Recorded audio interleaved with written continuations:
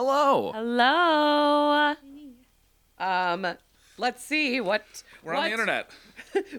What week is it here? Week? I'm going to guess 9 of season 3. Oh my gosh, you're so smart. It is Thanks. season 3, episode 9. You know, remembering things for an entire week sometimes that's a big task for me. That's a big task for I can't even remember what I did this morning, let alone last week. My goodness. But yes, it is season 3, episode 9 of In the Know in the 920. And we are here today with Miss Daysi from our team. It's a returning guest. It's a returning guest. She has so much knowledge to share that we're just super excited to have her back.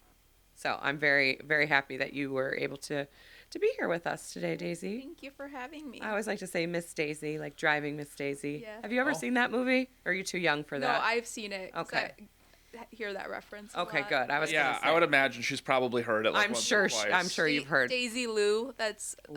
an agent called me that. I like I that. was like, I'm sorry. I just needed to. Just have to. Or like Daisy Me Rollin'. Yeah. That's another one. What? Like the Chameleonaire song. Oh. Daisy Okay, Me now that. Rollin'. I got. Agent. Okay, sorry. Thank you for singing that for clarification. I can only sing purposes. so much, otherwise it's going to get censored on YouTube. I understand. Yes, we don't want that. We don't want that. Daisy, say your last name. Aprahamian. See, I always mess that up. I'm always so close. Is it just the number of syllables? Aprahamian. Aprahamian. You got it. Aprahamian. Yeah. Okay, so it's Armenian, like Okay. the Kardashians. Oh. All Armenian last names. Are you end in- related? I wish. They all end in IAN. So Oh, oh my God. Welcome to the world, Kelly. Welcome. That's so it's cool. it's a tough one though. Aprahamian. Aprahamian. Aprahamian. Okay. I don't know why I always mess that up. You A can little cut bit this in my part. head. No. This This is staying in. We're going to clarify a lot of things today. Also, before we started, we were talking about ASMR and how, some people, I think, either love it or hate it, right? But I think the Yeah. general consensus here is that we enjoy, like, non-staged ASMR. Yeah. Right? Like Bob Ross is a really good example. Yes. Like the dude's just soft spoken. He's just soft He's just got like the spoken, knife he's doing his- scraping across the canvas. Right. He's just making a painting. Yeah. And it's just relaxing. Yes. Right. But when people start to get like all these gimmicks and tricks and things, Yeah, and it's I'm whispering in your ear and I'm giving you a haircut. Snip, snip, snip. No. it's just not as good anymore. It just kind of ruins it, right? Yeah. Yeah, I get it. Well, Tori loves ASMR, and speaking of little Miss Tori, let's have her do her weekly intro. In the Know in the 920.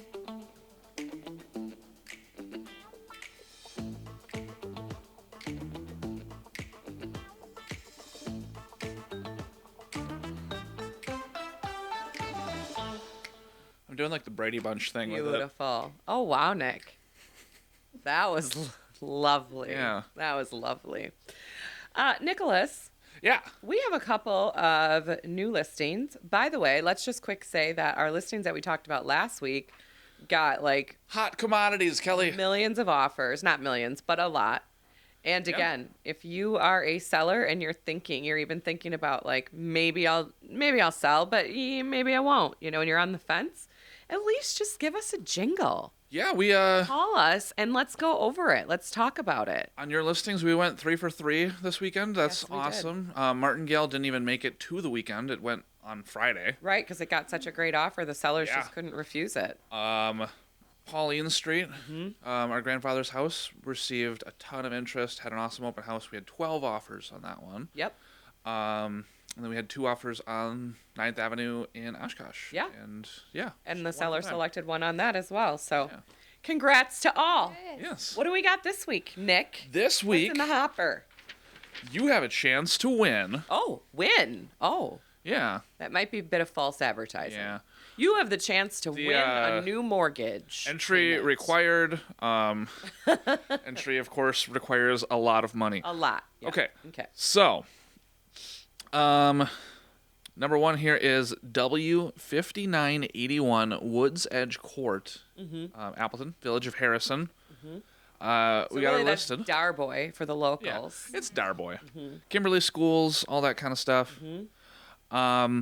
So we'd be looking at $399.9 Okay. is the old price tag on that one. Which is actually, I think, very, very good. I mean, I Yeah. may or may not have priced it. Yeah.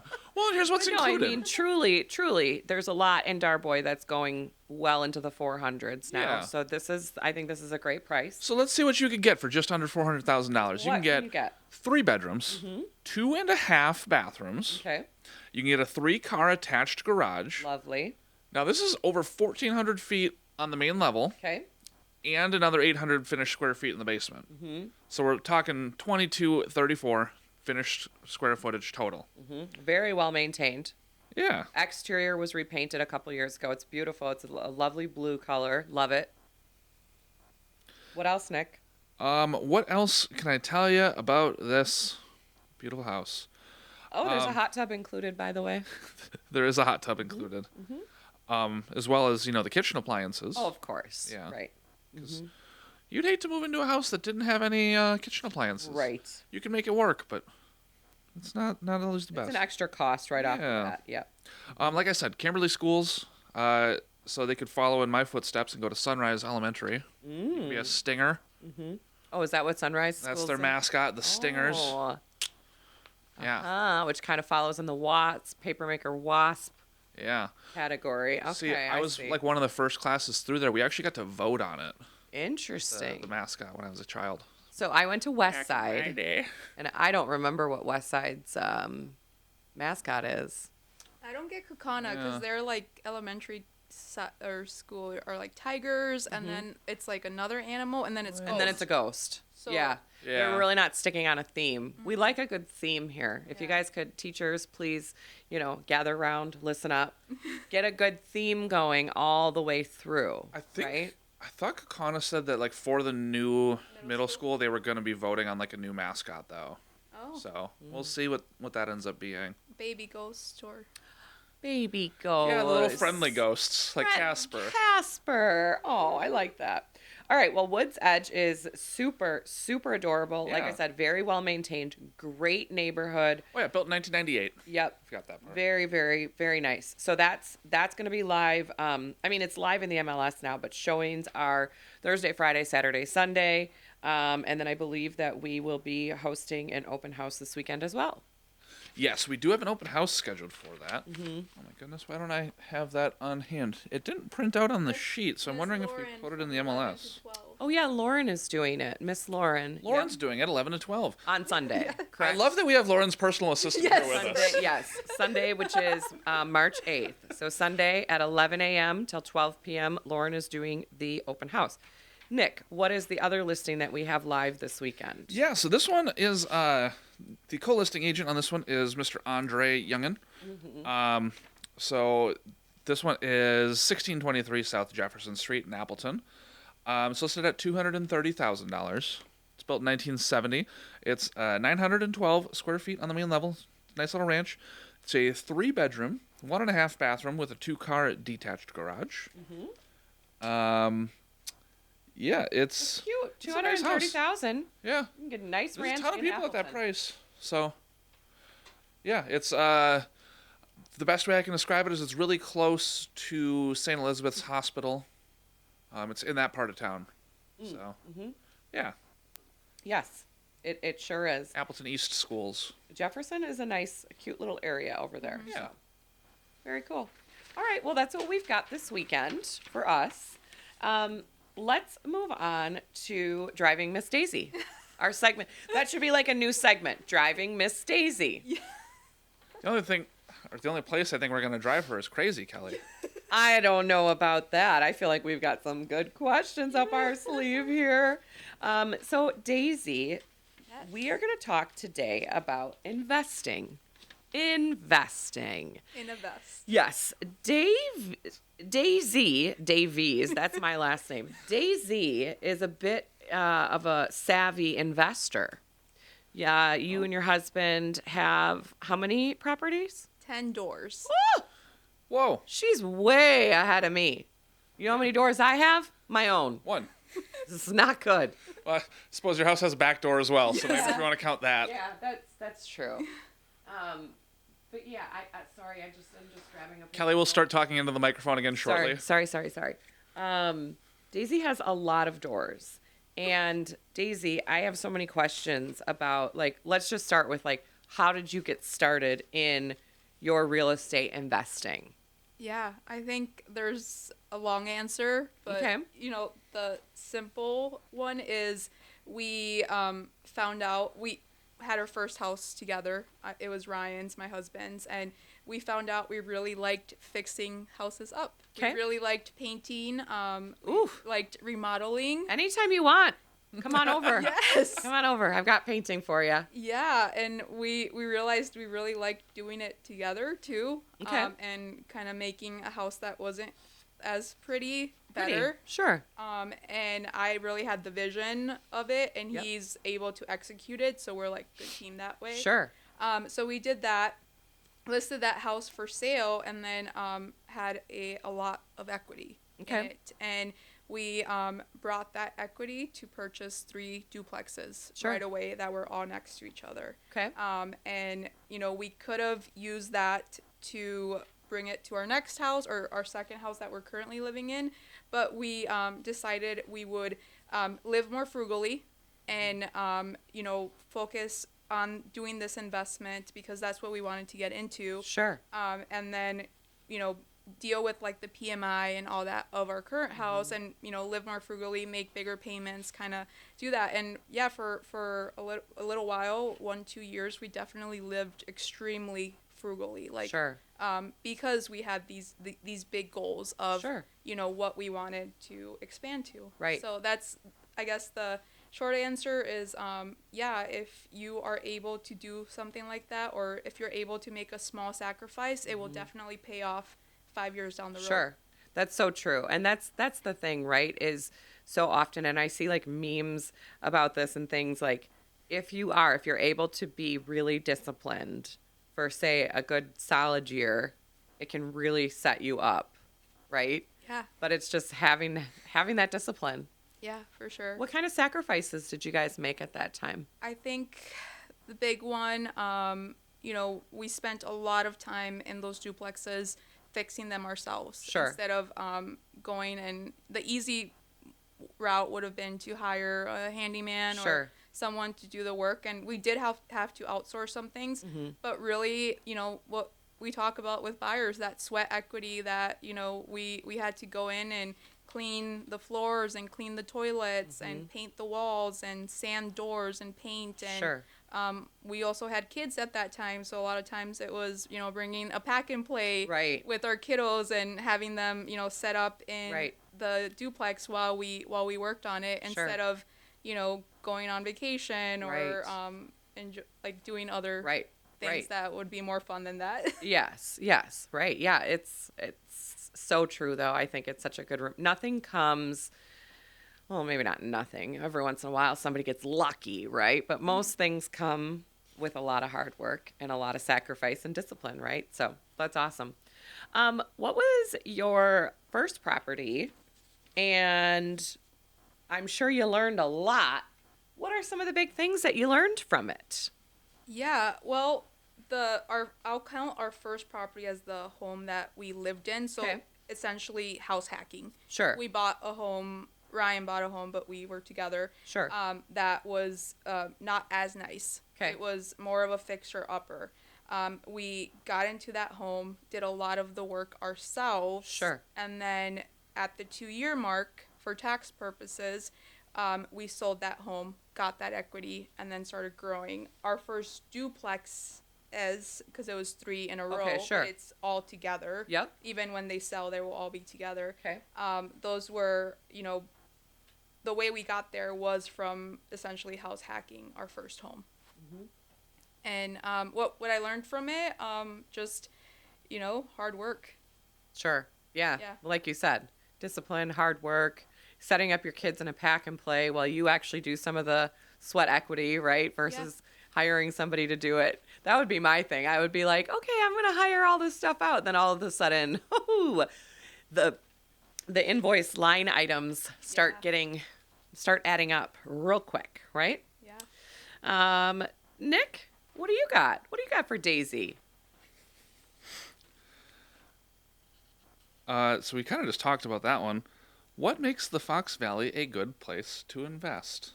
Yeah. So all of my rentals, my 10 doors, Yep. are in the Fox Valley. I love the Fox Valley.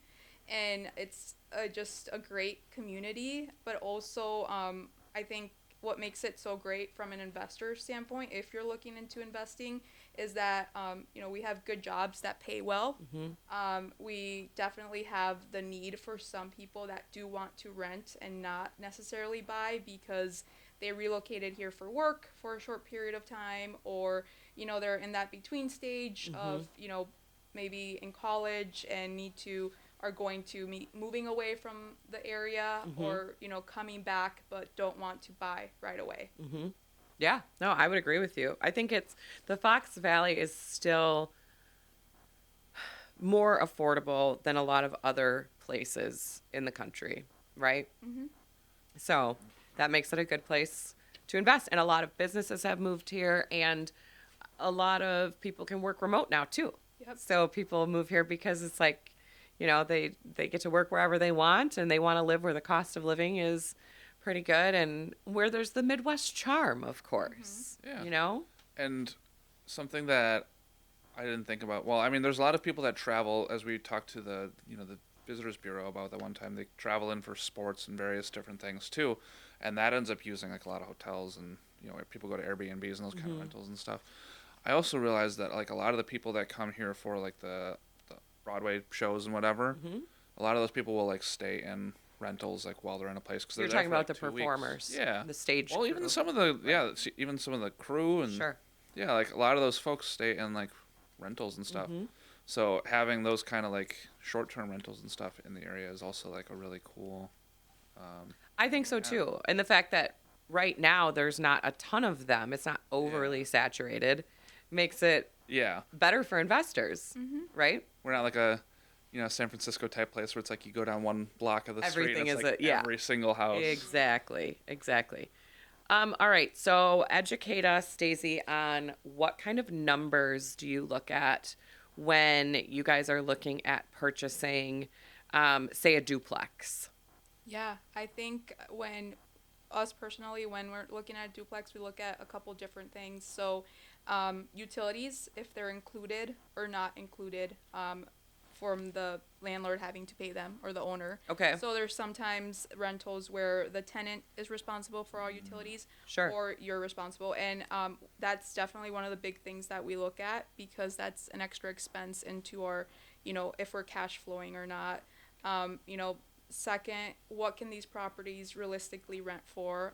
We're very involved in the rental market as well, or I am, and seeing like what is a fair rental rate. What could this realistically rent for based on what I see other investors renting places for and the area, all those things. And then, lastly, we look at the big ticket items. For us, it's definitely not emotional in any way. It's just the numbers. So we look at the water heaters, furnaces, roof. Is there any expense in this duplex or investment that could put us under water? Sure. And if the numbers don't add up, we walk away. Sure. Even if we really, really like it and it's really cute or we love it, whatever. Right. The numbers have to make sense. Like you said, it's not an emotional thing when you're purchasing it for an investment. It's a business decision. Yeah, and showing a house to an investor always feels sort of backwards because it's like they don't care about all the fluff and like the nice like, oh wow, look how cute the kitchenette is. Yeah. They're like, let's get in the basement, let's see the water heater, let's get out of this place. Right. Yeah. Right. Yeah. I think as a seller, you still want to have your place completely prepared Yeah. and ready for showings and staged and all of that, because you don't know if you're going to have an investor purchase it or if you're going to have an owner occupant, buyer purchase it. But that being said, just know that, with investors, it's not personal. It's a business decision, right? Yeah. It's the costs. So what happens if, you said, like you look at if the utilities and things are tenant paid or landlord paid, but let's just say you're purchasing it and 3 months after you purchase it, the current renters are moving out. You could decide at that point to change those processes around, right? Yes, and we've had duplexes that when we purchased them, we inherited tenants and leases that had, that situation. Sure. But there are specific homes, especially in Oshkosh, where you can't separate utilities. Like they only have only 1 meter. Oh, so sure. it's There's only 1 meter, right? Yeah. So then you have to, I think, as an investor, account for that costs of those utilities because Sure. they're going to be your responsibility. Sure. Nope, that makes sense. And I've actually run into that as well with selling some investment properties in Oshkosh, particularly. So, yeah, no, that's a really good point. Okay. But I've do you? got one. Oh, yes, Nick. You go right for it. What is the biggest mistake that new investors make? Ooh, what is the biggest mistake? I like this. Biggest mistake, and I think is going back to what we just talked about, looking at it emotionally or an ego thing sometimes, where it's like, well, we're going to offer this, and, well, there's other offers. No, we're going to offer more. And the numbers start not making sense once you get to a certain number, but because you want to win so bad, you will put an offer in anyways. And I've had to call out investor clients on that and say, hey, this isn't going to make sense anymore. Is it just because you want to Right. win You so just bad? want to win. So you're saying you don't need to just grow your portfolio just to grow it.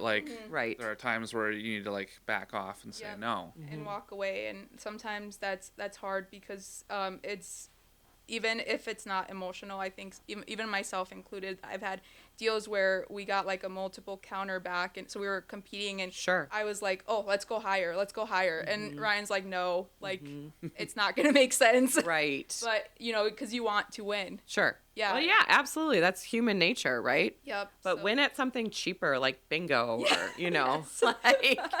this Yeah. doesn't need to be that situation. Because, like you said, at some point the numbers just don't make sense anymore.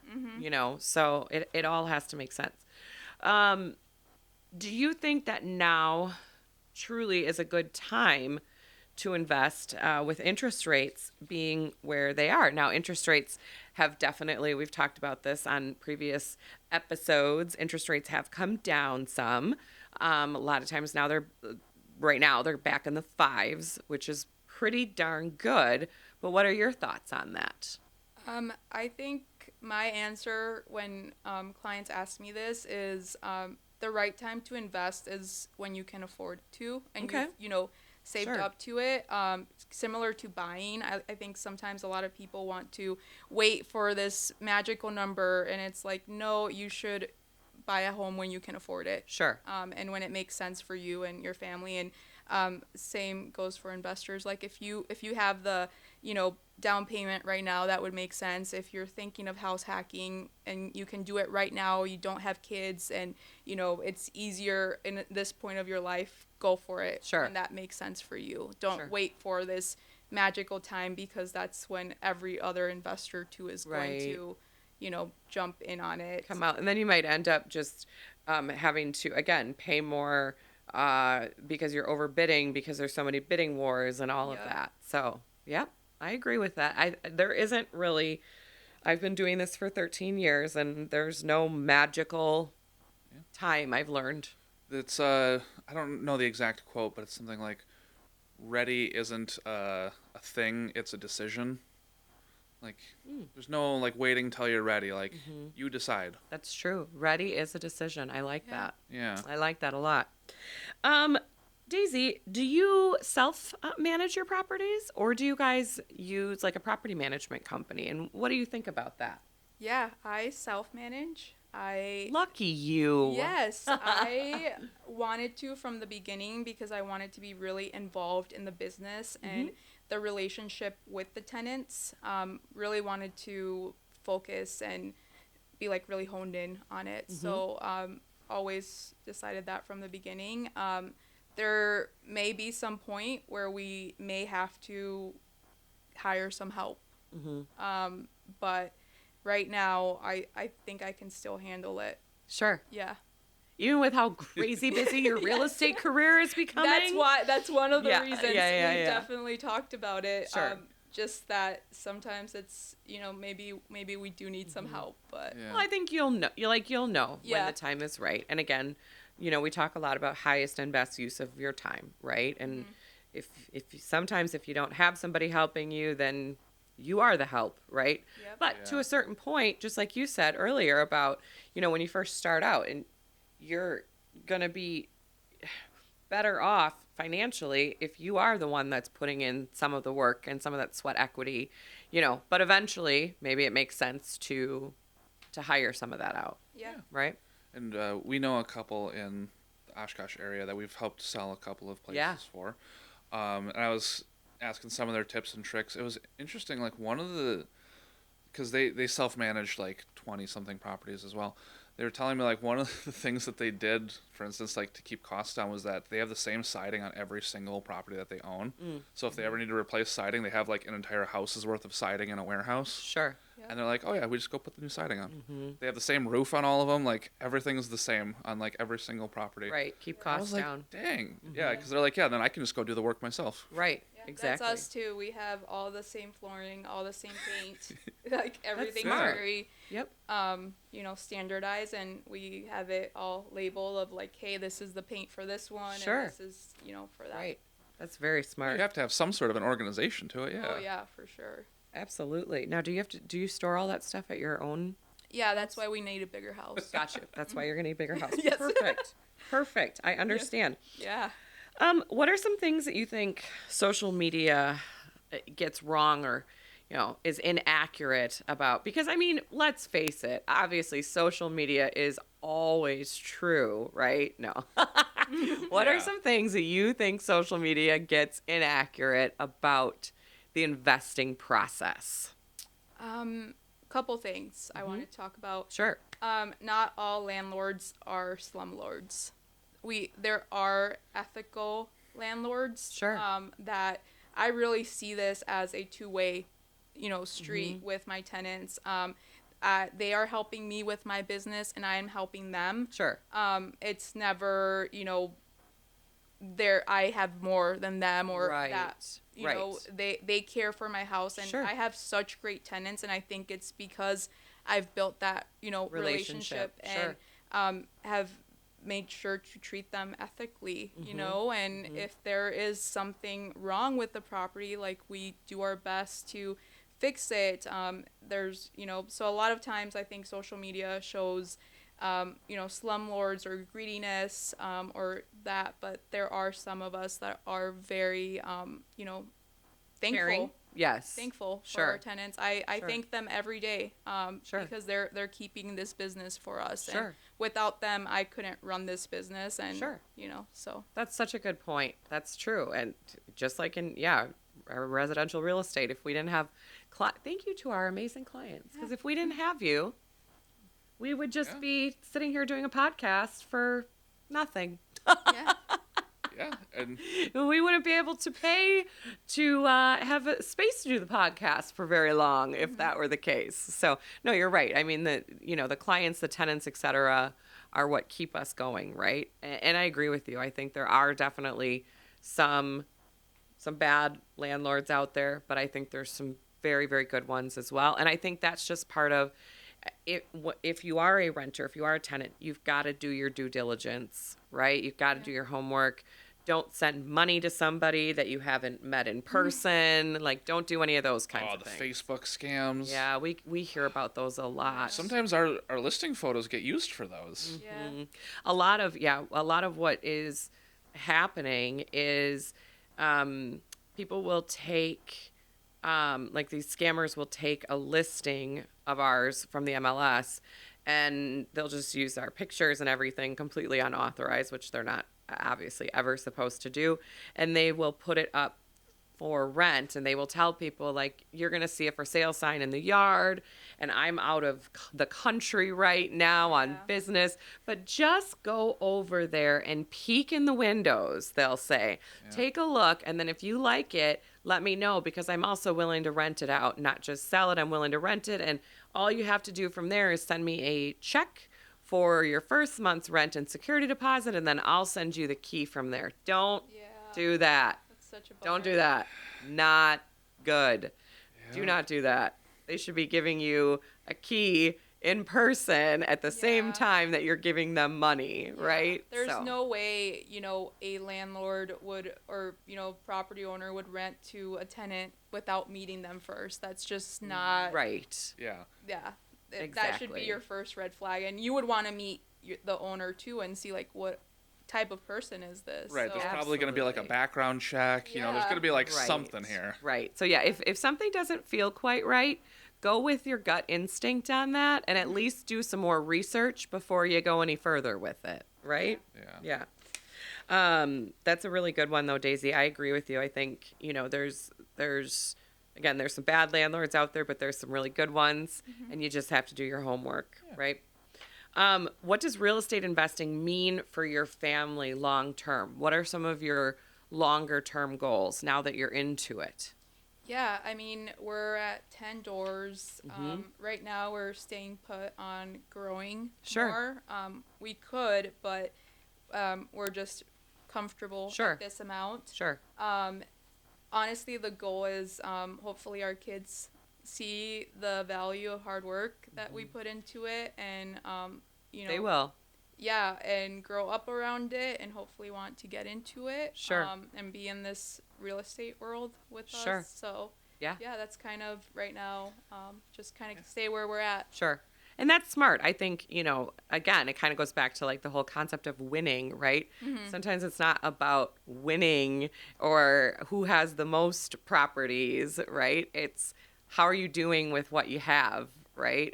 What's your comfort level? What's your happiness factor in your life too, right? And not being so bombarded with it that you're just like drowning in it either. So I think that's very smart. Very wise. You guys are just wise beyond your years, you and your husband. I Yeah. just love it. I just love it. All right. Well, now we have some spicier questions to spice it up a bit. Here we go. Daisy, spicy question number 1. Oh, What's a deal you walked away from that you think most investors may have taken? I know exactly which one. It was an Oshkosh property. Okay. It was a 3 or 4-plex, and it was like the rents and everything, the cash flow, Sure. to use those terms, would have been amazing. Okay. But there was a tricky situation with the driveway. Oshkosh was that specific property owner was kind of on their radar for not following some permits and different Sure. things. So it kind of, while that property would have cash flowed, it would have inherited a lot of problems that would have taken up a lot of time. Gotcha. And the way you have to see it sometimes is time is money. So Absolutely. did I, I was bummed, but I think it was the right choice because I have looked at it and there's still, it's just kind of on like the radar for Oshkosh and the city because they just, maybe didn't follow certain things and Sure. the driveway was illegal and, a lot of those things we see. Right, right. No, and that's, I think that's super smart. I think that's super smart in anything we do. I know I talk a lot about, like, even in residential real estate, like, we want to help everyone, but there's certain times where certain people, we have to tell them just maybe you're not quite there yet. Maybe you're not quite ready, and before, because let's face it, like, yes, we want to get out there. We want to be super helpful. We want to show you all the houses that you want to see. But you have got to be ready to purchase. You've got to be qualified to purchase. You've got to be ready to purchase so that when that right thing comes along, it works out, right? Because again, at the end of the day, this is a business. It's all business. We cannot just be, I always say, I'm not just a tour guide to the Fox Cities. If you're not at that point where you're not even close to being ready, then I would suggest sticking to open houses for a while, and just get out there and kind of get your feet wet that way until you're really ready to get a pre-approval and commit to working with an agent and doing all the more serious things, right? Yeah. Yeah. So, Okay, not related, but Yes. when I retire, I want to be a Fox Valley guide. ooh, I Is that a love job? that. I don't know, but it should be. Yeah. I mean, there's probably like would something love like to. through like the Fox Valley, like tourism. I would assume Center. so, because you know how like Menasha, like for Doty Island, they do the walking tour of the historical homes and stuff. Like I would assume I want Appleton. that. I'm could do sure there's something like that. So I want to do that as well, Daisy, but I would like to do that in Charleston, South Carolina. They have a lot of walking tour guides there, and a lot of them I have noticed are like, retired from like job number 1, right? Yeah.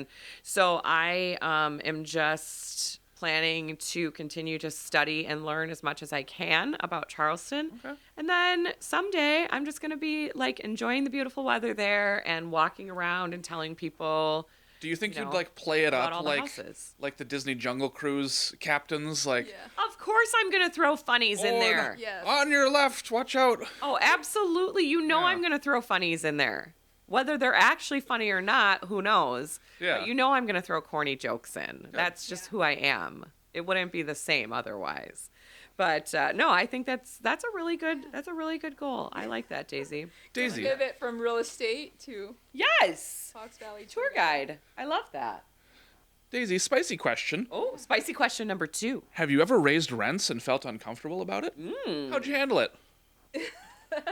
Yeah, I have raised a rent and didn't feel great about it because the tenant was an older cute couple and it just happened to fall on around Christmas and I had to go have that conversation and it just didn't feel great, but they actually understood it completely and said, no, we love it here and we know you're updating a lot of things and Sure. it makes sense. Sure. But I just remember I was like, why am I gonna go ruin this person's day? It's not a But fun conversation No. to have. No. Right?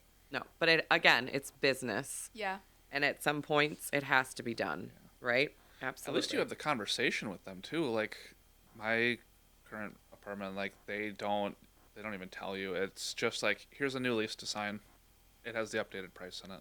Oh, Yeah. okay, cool. Thank you. Yeah.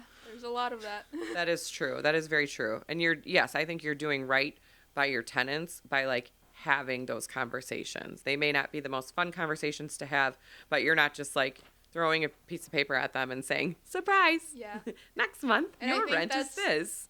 I think that's why I have such great tenants. We have almost no turnover ever. That's Like, awesome. we don't have an eviction, like we don't have issues. They take care of our property like it's their own. That's and I awesome. think that it's because we've built that relationship with Sure. them. It works both ways. Mhm. Yep, that's great. If you had to start over today, if you were going to start this whole thing over, this investing over, with today's interest rates and such, would you do it? And I think I know the answer to this because from what you said earlier, there's no magical time, right? So if you had the money and you had the things, you probably would. Is that correct? Would you Yeah. do this again? I get asked this question a lot by people when they find out I am an investor or have 10 doors. I always say if I could go back, me and Ryan would buy a duplex. Okay, We would live in one side. sure. We would rent out the other. We would live there for 2 years and then move into a house and then grow our portfolio from there. Okay. But I would absolutely live in a duplex. Obviously now with 3 kids, I can't as much, but if I was to go back, I would do that. I would definitely buy a duplex. Okay, buy a duplex, live in one side, rent out the other side. Got it. Yep. And then Do it for at least 2 years to avoid capital gains. I'm not Right. a tax Right. and I'm not an accountant. Yeah. But do that, and it really will set you up for success. Sure. The hardest property to get, sometimes it's your first one, Sure. and there's just so many benefits to purchasing your duplex as your primary home. You don't have to bring that high of a down payment like you do on investment property. You essentially, are with the rent that you're renting the other side for, it's helping pay your mortgage. Sure. And you're just, that small sacrifice living in there for 2 years, and some, actually I found out from a lender that some lenders are 1 year that you just have to do it. So Oh, wow. yeah, so Okay. it depends on the bank and your situation and everything Sure. and the type of loan, but I think it's so smart, and I have a lot of clients that are doing that right now and that I've helped, and they're living on one side. I have two young brothers that are buying a duplex too, and they're gonna live on one side and That's rent out the other. perfect. That's so smart. Yeah, I see so many people, I hear so many stories about people, they're a little bit older, and I call it like their mailbox money, because by a certain point, you've pretty much paid off that property, etc. And then you have renters maybe in both sides at that point, and you're just collecting those checks every month, but it doesn't happen. Again, it's a lot of hard work Yeah. and sacrifice for a while, but that's how you get to that point, Yeah, right? super So, smart to do. very smart. I love that. Um, what is something about real estate investing that you think you've changed your mind about since you've started? Yeah, that it's easy. That it's okay. Yeah. Sure. Like, you this know, will just be simple. Yeah, and a lot of people, I think that it's super easy, but Sure. it is hard work. It is sacrifice at times, and we've had a toilet break on Christmas. We've had the heater go out on one of the coldest days of the year. Like, all those things, they just take you off what you're doing that day, Right. and you have to go make that a priority, just like being a business owner. Mhm. But I highly recommend anyone do it. I'm such an open book about it. I love talking about it with people and clients, and That's awesome. yeah, I think everyone should buy at least one. Sure. Sure. Yeah. Casey's like, one for everyone. Yes. And call her. She'll help you find Yeah. it. Yep. Very cool. Awesome. Well, Nick, did you have any other questions? I feel like we've grilled Daisy quite a bit. Yeah, did we? I think we've asked her Did we pretty make much it through all of everything. Yeah, all of the questions that we came up with spontaneously, I believe, have been asked. Right. All the questions that we very spontaneously came up with that ChatGPT definitely did not help us with at all, We right? consumed no water to Exactly. make those questions. All right. Well, thank you, because I think that is a topic that, it's something that a lot of people are interested in. And we watch the shows about it on HGTV. And again, that makes it look so easy and glamorous. And it's not all easy and glamorous, Yeah. right? But it can be done. Yeah. Anybody can do it with some hard work and some discipline, right? And I think it can be very beneficial. Yeah, I think a lot of people gatekeep it too. Sure. That's the word the young kids use, Sure. gatekeep. Yep. Not a lot of people talk about it. And what I found was really helpful for me was getting into these investor networking groups, Sure. because there's a lot of investors in our area right now that have been doing it for a really long time and have a lot of them, and just they're very willing to talk about it and be Gotcha. open about it. Sure. So, if you want to find any information on it, like, just it might be uncomfortable, but Sure. go to those groups and Sure. get involved, get in those circles, because you learn so much. Yep. Yeah, and I think That's a awesome. combination of what you both just said is make sure that you're communicating with local people too, because our market especially is so different than a lot of the country. You'll see the stuff on HGTV, and even if it's a recent thing, people will come in and they'll be like, "Oh, I saw this and this," and it's like, that's not how that works. Right. Not in Wisconsin. Right. That is so true. Is there a Facebook group that you would recommend as a starting point, Daisy? And then from there, maybe they've got in-person things, but is there a good starting point for those that want to join something? I think there's a just Wisconsin investors group. Okay. That is, everyone in Wisconsin. There's a coffee and contracts meetup, networking group that happens once a month, and there's just a lot of investors on there, a lot of lenders that work with investors and first-time investors. So that's a really, I think, good place to start. Okay. They just have so much information and are so open about sharing it. Sure. Cool. Very cool. Well, and of course, people can contact you, right? Anytime. Anytime. She's on our website, You can find Miss Daisy on there, right? Yeah. Reach out to her anytime. Social media. She's all over social media. Yeah. This girl does not make herself hidden.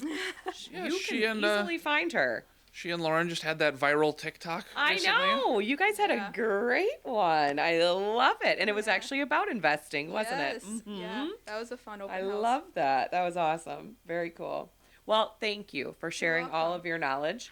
And now we're going to move on to some extremely important Midwest Survival Guide knowledge, okay, from Charlie Behrens himself. By the way, I was at the Green Bay Gamblers game this past Saturday. And maybe I do kind of live under a rock. So please forgive Yeah. me Okay. for my ignorance. But I saw something there that I had never seen before. And that was what we call here in Wisconsin a bubbler. Yeah. Okay. Yes. But it was a brandy old-fashioned Charlie Behrens Oh, drinking fountain. Cool. Have you guys ever seen that? no. Me either. So, okay, so I'm not that far Well, under the I rock. think the closest thing that I can think of in any sort of sense that I've seen close to that was in the movie Mr. Deeds. He has the like Hawaiian punch drinking fountain. Okay. Well, apparently, and you know, I really try to stay away from the alcohol these days, so I didn't do it. But it seemed like you could go up and like order an old fashioned and it was going to come right out of the little drinking fountain / bubbler. Kind that of like kinda a keg stand, but right side up. Correct. Huh. A right side up keg stand for old fashions from Charlie Behrens. I just thought that was kind of cool. Fun. Yeah, very neat. All right. Well, this week we are talking about the Midwest garage. Okay. Which, as we know, is very important to many folks here. Oh, Right. yeah. Okay. So I've got a quick quiz for you guys on the Midwest garage. What is the purpose of a Midwest garage? Are you ready? There's 5 choices. Okay. A is hoarding scrap wood. Uh-huh. Okay. B, collecting fishing poles from garage sales. Okay. C, storing 3 broken minnow air pumps. Oh, yeah, I suppose. D, storing 2 freezers for venison. Yeah. Okay. Or E, storing your car so it won't get snowed on. Okay, now I'm going to flip this around. I'm going to look for the right answer. It's the top 4. It's the top 4. Okay. All right. Daisy, would you agree with that? Yeah, that's what our garage is. I was going to say that's unfortunately my garage encompasses like I think all of these things, Yeah. unfortunately. So it says if you chose storing your car so it won't get snowed upon, you are incorrect. So both of you are correct. In the Midwest, we view it as a sport to clean off our cars in the early morning hours. It's how we get our blood pressure to a properly chronic level before 7 a.m. That plus mixing leftover brats into our eggs. If you chose the rest of the answers, you are correct. So that's the Midwest garage. Now, Charlie goes on to talk about Grandpa in the garage. Okay. So this is Grandpa Bob. And Grace says Grandpa Bob. He's holding this little tiny cute little dog. This is Charlie's actual grandpa, I believe. Oh, wow. He's holding this little tiny cute dog. And it says, here's a picture of Grandpa Bob and Muskie Bait. I mean Reagan. So the dog's real name is Reagan. Okay. Okay. So Grandpa Bob was my Midwest garage guru. This is coming from Charlie. Okay. Says he taught me everything I know about garages. He'd always be cleaning and reorganizing. See, I already like Grandpa Bob. I never understood how one man could find so many different locations for a drill press. I must have helped him rearrange it 50 times over the years, and the constant cleaning and rearranging never made sense to me until I got a garage of my own. And then I started cleaning it every weekend. I'd move the fishing poles to a more efficient location, then the miter saw. I put up new hooks for my bikes, and I moved them. Time flew by, and when I was done, I felt better. See, I understand this. This is how I feel about the internal workings of my home. I've never once cleaned my garage, been done, and felt like, you know what? I'm satisfied. I'm Really? completely finished with cleaning my garage. There's always more to be done. Yeah. Yeah, no, I agree. And I would love it if Bill Davies got more into See, garage like cleaning. even you guys, you've got that whole storage system in your I garage know. and everything. Like, a person would see that and they'd be like, "Oh, that must be plenty for you." Apparently it's not, though, because we not. still have more crap. There's always more. Do you have a garage fridge? We actually do. Yes, Okay, we do. Is that a Midwest thing? It is, I believe, yes. Because I've had clients relocating and they're like, why is there a Correct. fridge I think it's Yeah. kind of like the situation is men, and I'm not, okay, it's not just men, but what I notice is that a lot of men would like to have the garage and the yard are very important to them. And they basically would like a setup in the garage in which they could live if they had to, So a little fridge, maybe a little couch, a little sofa, the old sofa from inside. If they Yeah. want to sit out there, watch the game, have a couple beers, take a nap. A flag? Yeah. Yes. Well, I think- Packers Yes. flag or Badgers flag? Yes. I always feel like the garage fridge is for like beer, water, like overflow soda, while the house fridge is for all the like produce and like lettuces That's and meats. true. Right. Yeah. Yes, the garage fridge is more for all the extra drinks. Yeah. Yes. No, I agree with that. So he says, I came to realize that Grandpa Bob wasn't just reorganizing the garage, he was sorting out his mind. And it's good to do that at least twice a week. When I came to visit Grandpa, he'd always be sitting at the front of the open garage, just sitting, not on his phone. Occasionally, there'd be a beer by his side, but he was just sitting. The strangest thing about this was that Grandpa lived on Lake Winnebago. On the other side of the house, he had a porch with a beautiful view. Maybe Grandpa spent enough time on the lake fishing. The freezer full of perch would certainly agree. One time, he turned to my brother and said, I could do this all day long. I used to sit out here and watch the cows. Now I sit out here and watch the cars.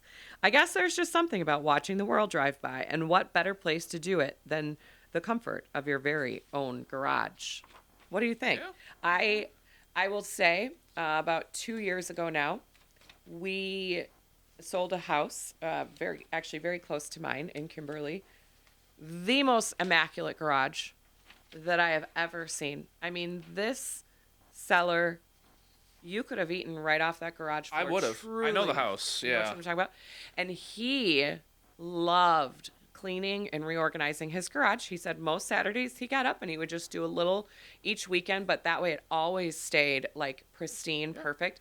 And he had those like professional garage screens Yeah, installed. like the screen door. So he could sit in Yeah. his garage, enjoy watching the cars go by, not get eaten by bugs.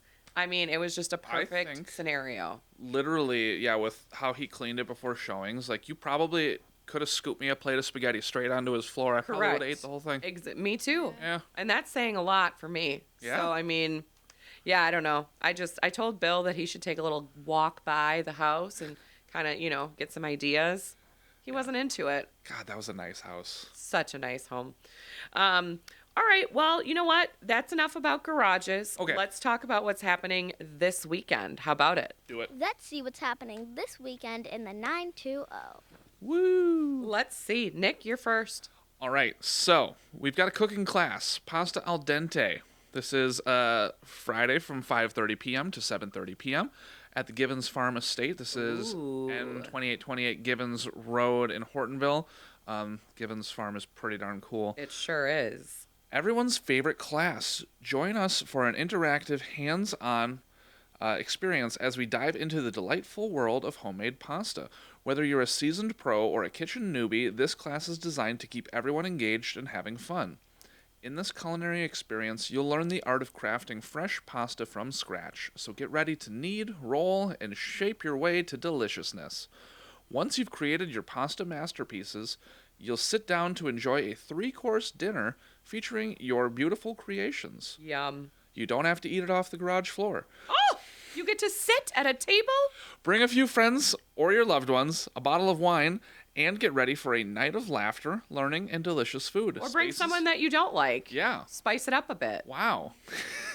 Just joking. Spaces fill up quickly, so don't wait. Reserve your spot now for a night of laughter, learning, and loads of pasta. It's always a fun time, and we can't wait to share this delicious experience with you. All right. And then after you've had your pasta cooking class and you've enjoyed all this amazing pasta on Friday night at Gibbons, Yeah. right? Then on Saturday morning, we'd like you to go over to Bubolt's Nature Center. Yeah. Okay. And enjoy the maple syrup Saturday. I know. Do it. So that's Saturday from 8 a.m. until 11 a.m. at Bubolt's. Celebrate the maple syrup season. Help yourself to a pancake breakfast made and served by Bubolt's staff and volunteers, or take your support to the next level and adopt a bucket. I will adopt a bucket gladly. Let's do it. Yeah. If any tickets are still available on the day of the event, breakfast tickets will be an extra $2 and adopt a bucket tickets will be an extra $5. There's no guarantee of availability on the day of the event. Remaining tickets will be sold on a first come, first served basis. So basically what we're saying is get your tickets now, okay? The breakfast and adopt a bucket tickets are for two separate events. If you'd like to participate in both, tickets are needed for each event. The breakfast starts off with eggs, sausage, pancakes, milk, juice, coffee, and of course, homemade maple syrup. Next, you will enjoy a short guided tour to learn about the maple syrup making process at the Preserve and the Sugar Shack. Your maple syrup experience ends with an ice cream sundae topped with fresh syrup. Yum! Sign me up. Admission, adult breakfast is $15. That's for ages 12 and over. Child breakfast is $10 for ages 3 to 11. And small child breakfast is free for kids under 3. Adopt a bucket is $45 per family. And the ticket link is on our weekly newsletter. Nice. Yes. Yeah, so from Friday night, you can take your leftover pasta, bring it to the breakfast, and do it like the movie Elf, where you have maple syrup on your spaghetti. Fantastic. Yum. Yeah, delicious. What's next, Nick? We've got Swap Madness. Ooh. Remember, we're in March now. Saturday, 2 p.m. to 6 p.m. at Tardigrade's Bookshelf, 501 North Richmond Street, Appleton. I've heard this Now is wait, a have cozy, you been cute there? Have you place. guys been there? I've not had a heard chance. It's super cute. I really need to get there. Yeah. Okay, I'm gonna We're get gonna there. do like a group field trip, I think. Field trip. Yeah. Yes. A different swap every Saturday. Ooh. No whistles, no refs, no dudes yelling at TVs. Just delightful trades, good people, and the thrill of leaving with something you didn't know you needed. March 7th is a book swap. Okay, so March that's 14th this Saturday. is a hobby swap. March 21st is a plant swap. Ooh, my wife might go to that. March 28th is a game swap. Admission is $5 online or $8 at the door, and we'll have the link on our newsletter. How it works is that you show up during your ticketed time slot. Some swaps use time slots to keep things comfy, not chaotic. And then tickets are available online or at the door. Set your swap items on the center table. Browse and take home the same number of items you brought. No haggling, no competitive swapping, just civilized chaos. We'll also have local vendors with separate tables selling their goods because swapping is fun and supporting local makers is also fun. Hang out, grab a drink, snack a little, and talk to people who are also very... Who are also very normal about books. Talk to people who are also very normal about books. I love that. I love that. Come swap, stay curious, leave happier than you arrived. I love that. Just making sure I read it You right. get to see your people. You get to see your people. And then you can come back on Sunday. Oh my goodness. And now there's another. Oh, this looks so cool. Another event at Tardigrade Bookshelf, which is 501 North Richmond Street in Appleton. So this is a live podcast, Fox Cities Murder and Mayhem. Oh, Kelly Davies. I know, this is right up my alley. These are like 3 things that you love. I know. I could honestly, I could do this whole entire thing. Pasta Friday night, maple syrup on Saturday, swap some books. And now, Sunday at noon, live podcast, Fox Cities Murder and Mayhem. So, again, this is at Tardigrade Bookshelf. We like our history well researched and occasionally a little unsettling.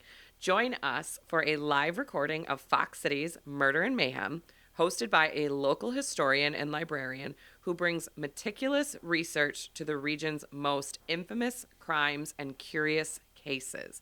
Come hear the stories, see the process, and be part of the recording. Tickets are $5 in advance, $7 at the door, and again, the link is in our newsletter. How fun is that? So if you want to meet Kelly Davies this weekend, see me there. That sounds honestly really cool. That is right up my alley. Yeah. It's about the Fox Cities. I was going to say I love a It's good about murder, murder. but that doesn't sound right. It's a podcast. I don't love a good murder. That's not what it is, but let's face it. I mean, I enjoy hearing about true crime things. I enjoy listening to it because it's just always so shocking to me. Like, how in the heck did people do this? Yeah, you like, know? Where did that idea even come from Right. sometimes? Exactly. Yeah. Exactly. Well, I think it's shaping up to be a great weekend. I think it's going to be another really fun weekend in the 920. Fantabulous. Also, as realtors, it is our job to remind everybody that this weekend is spring ahead. And we're not going to send you an email. That's right. We are not going to send you an email because you're going to get 50 of them telling you that it's time to spring ahead. But it is. Yeah. And guess what that means? That means it's going to be lighter out for much longer. Yeah. By next week. So darker it will mornings, be, but yes, brighter darker afternoons. mornings, brighter afternoons. And that's what I love. Yeah. By next week, it should be light out still at 7 p.m. Finally. We're getting there, people. We're getting there. So spring forward on Saturday evening, March 7th. Set your clocks ahead an hour. Okay? All right. Well, I hope everybody has a fantastic weekend and gets out and enjoys, hopefully, some nicer weather and all these great events that we have going on. And thank you again, Daisy, so much for being here today and teaching us all about investing. Woo! Have a great weekend, everybody. See you next week. Bye. Bye. Thank you for listening to our podcast. To contact the Kelly Davies Homes team for all of your buying and selling needs, call 920-791-9047. Find us on Facebook at the Kelly Davies Homes team or go to kellydavieshomes.com.